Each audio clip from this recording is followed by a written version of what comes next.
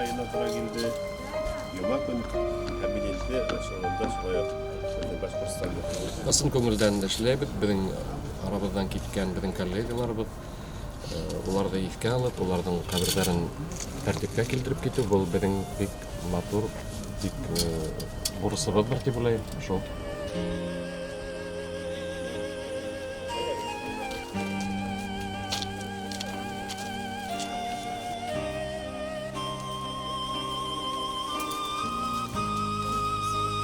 Hadi Bilal.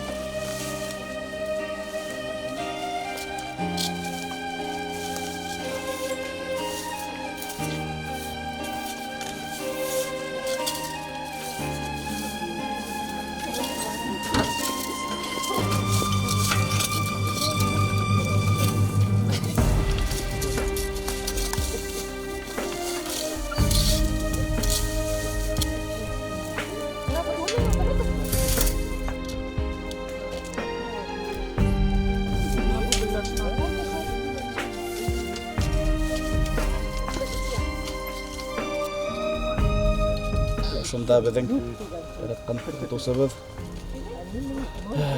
artistimiz, aktrisamiz Güllar Sanam yata. Allah berha.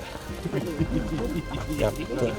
Son aralarda şunda oğa heykel qo'yirga niyatlanamiz Allah berha. Şunda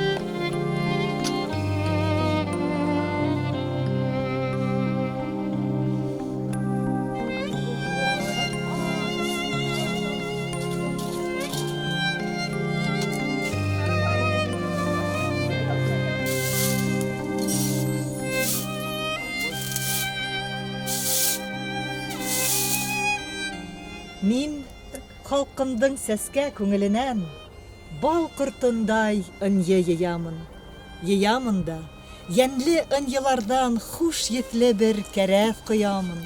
Шуға ла мин беләм тел ҡәҙерен. Бер телдән дә телем кәм түгел. Көслө лә ул, бай да, яғымлы ла. Кәм күрер уны тик кәм күңел. Халҡым теле миңә хаҡлыҡ теле. Унан башҡа минең илем юҡ. Илен һөймәҫ кенә, телен һөймәҫ. Иле юҡтың ғына теле юҡ. Әсәм теле миңә сәсән теле. Унан башҡа минең халҡым юҡ. Йөрәгендә халҡы булмағандың, кеше булырға ла хаҡы юҡ.